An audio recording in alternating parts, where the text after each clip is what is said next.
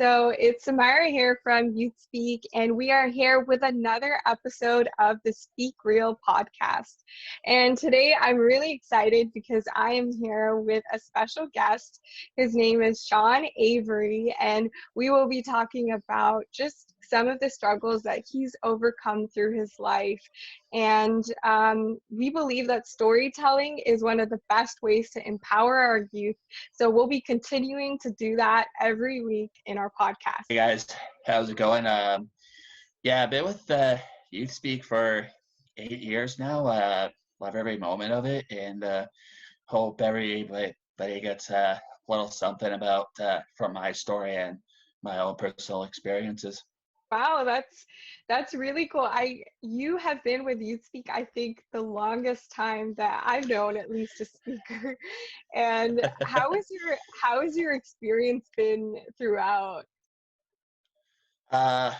Really good. Like most people, I found myself, starting out, really shy, really nervous, and because I just think public speaking is like what's still the number one fear for most people out there. And when I first found out about Youth Speak and was told about it was public speaking, I was like, you know what, give it a try and see what happens. I think that public speaking is just such a terrifying thing when you start. Mm. And just to give a background about Youth Speak, we have different speakers that are, of course, in youth, and they share their stories and struggles through mental health. It could be various topics like bullying and anxiety, depression. So it's just to give youth that platform to empower their voices. So I want to just kind of get into your story. And before I do, I want to ask you that if there is one word that you aspire to be, what would that be? So the one word that I inspire to be is an advocate for other people. That's awesome. I think that advocacy, I think you're already doing that too. It's like your story is very empowering, and advocacy, I love that. I love how it just kind of encapsulates what we are doing as well. Mhm. So now I want to kind of know a bit more about your story and just some of the experiences that you had growing up. Okay. Um, so I'm an individual who lives with Asperger syndrome. So that's high functioning autism. Um, I've struggled, still do struggle with anxiety and time depression here and there is because of the amount of times I was being bullied as a kid and growing up. You know, I can say that school at first wasn't really the best experience for me, as it felt like I just came off a huge roller coaster ride of mixed emotions, from hiding my feelings from my friends, my teachers, even my own family. So now that I'm a little older, I feel like now's the time to share, everybody my own personal story of how I was able to overcome those negative experiences and turn them more into positive ones. Wow, and I'm so grateful that you're here doing that and being able to take something that was probably so difficult growing up. For those of us that maybe aren't too familiar with just Asperger's syndrome, and just what was it like for you growing up with it? So just with Asperger's in general. Yeah, so in school, how did it affect you differently from maybe other kids? So how it affected me from other different kids, I noticed that my social skills weren't the greatest at first.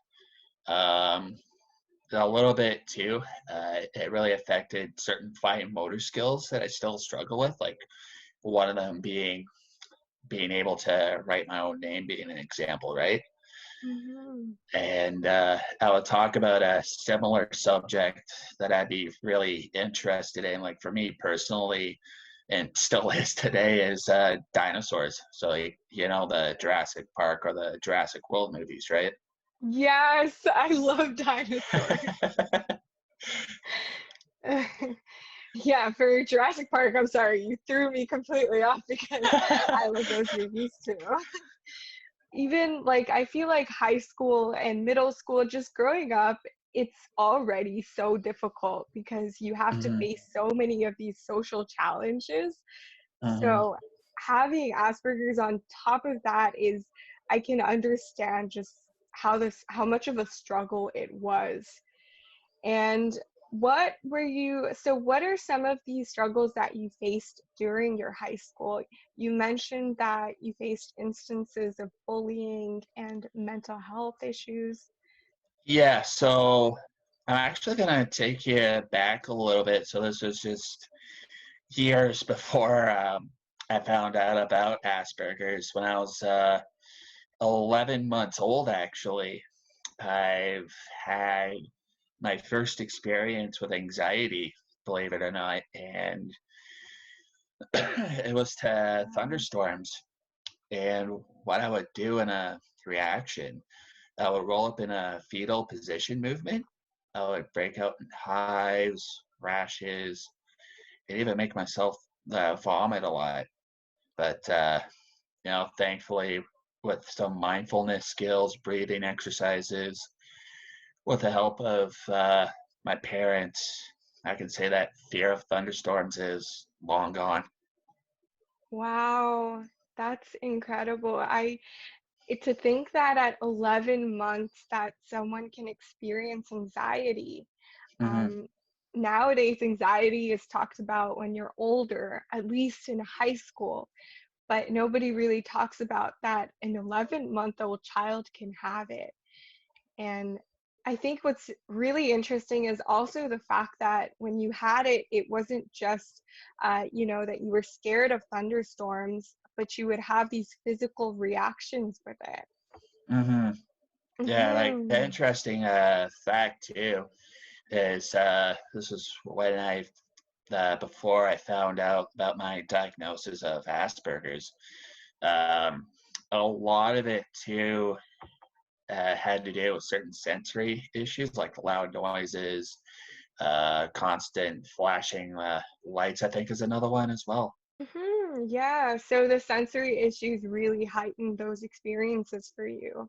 Hmm. So it is very biological, and it's something that other people, it's harder for them to understand because they might not be as sensitive to light and the sounds. Hmm.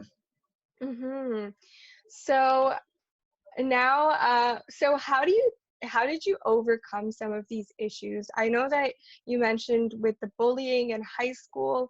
How did it feel during those times? And what are some things that you did to help you? So more of the negative mental health route, I just avoided everybody. I was going through some depression, feeling a little sad, alone, had that feeling of nobody to really talk to and nobody to really understand what I was going through. So I had this little voice in my head saying it was in grade 10, uh, actually to the point where I nearly wanted to drop out of high school. Um, it was, I had this little voice in my head actually that said, Shawn, you need to go get help. So I took that advice and showed my teacher at that time. And after that, I felt talking to my teacher, going to the vice principal's office, told them about my issues and all that stuff. I felt a whole lot better knowing that, I no longer, and really took that as a huge encouragement, saying that, I'm no longer afraid and I have a voice and I'm not afraid to use it. Yeah, that's so inspiring. And you opened up to your teacher, and that's something that I guess in high school, teachers aren't really the people we go to talk to. We always think that they're these I guess authority figures. Mm-hmm. Where not only high school, but I guess same thing with public school when you're going through grade 7 and 8, I think as well too. You look at your teachers, and yeah, and you got that one student who's kind of misbehaving a little bit, kind of being like, "Who are you to tell me what to do?" sort of deal, right? Mhm. Where a lot of these teachers, they have their own kids, their parents themselves as well too, and they might even are going through similar issues that the students are going through, kind of sharing their own personal experiences through that way as well. I noticed that you mentioned that they themselves are parents, Mm-hmm. and I think that we often forget that teachers have a life outside of the school. Mm-hmm. So they actually do have that understanding so many of the times. So, what is one of the best pieces of advice that you have received just from someone in your life? Uh, One of the best pieces of advice that I received was don't be afraid of who you are, um, accept what you live with, and also the, be an inspiration to others. Acceptance. That's a message that I have gotten really strongly from your story as well.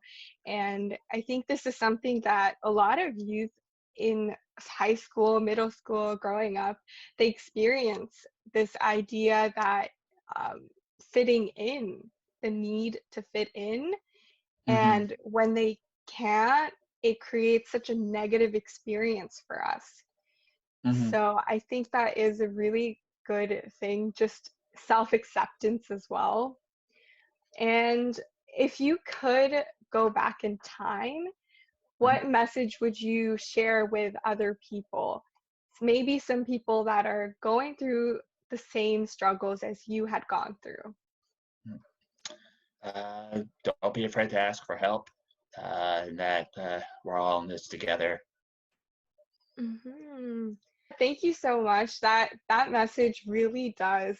It's such a simple message, but it does mean so many different things because when I was younger, for example, I know that asking for help, uh, you're taught it, but it's harder to go and ask for help because Mm-hmm. you feel very intimidated and you feel like nobody else is going to understand what you're going through.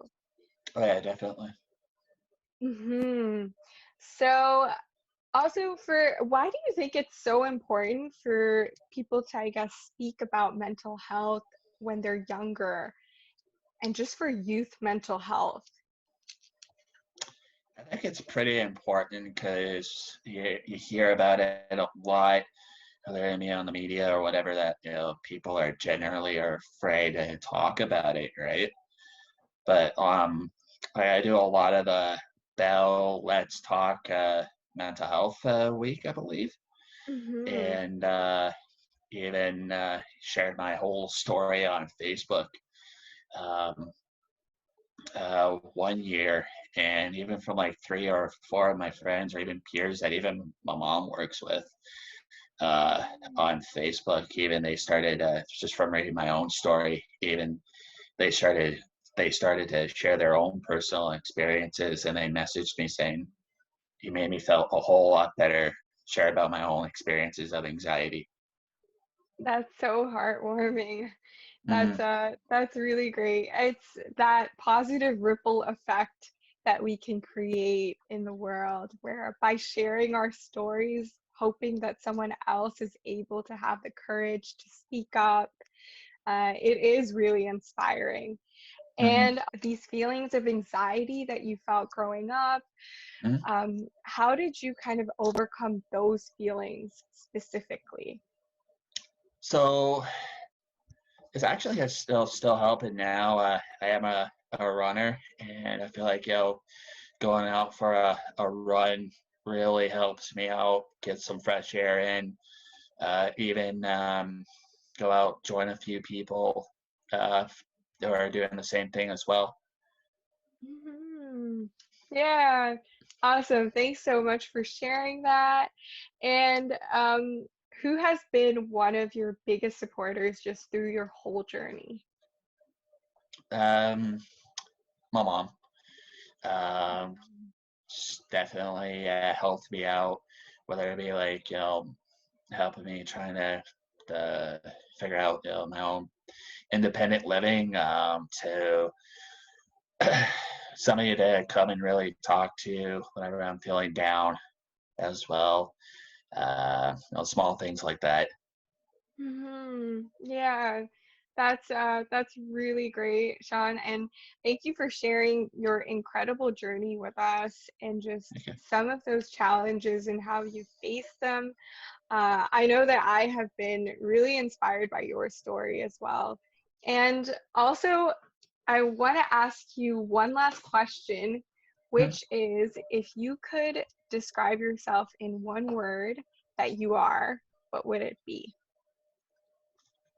Kind of taken from what I said before about being an advocate, also being a leader for those who live with Asperger's, live with autism, or even an intellectual disability.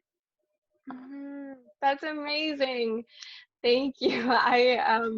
That's a very strong and powerful word, and it's I having leaders to look up to and role models are so important. So thank you so much for joining us, Sean, on our episode of Speak Real podcast, and thank you everyone for joining us as well and tuning in. We will be here at the same place, same time on Thursdays. And if you want to hear more stories from our youth speakers, click subscribe, like, or follow us on our journey. And you can also donate to youthspeak.ca.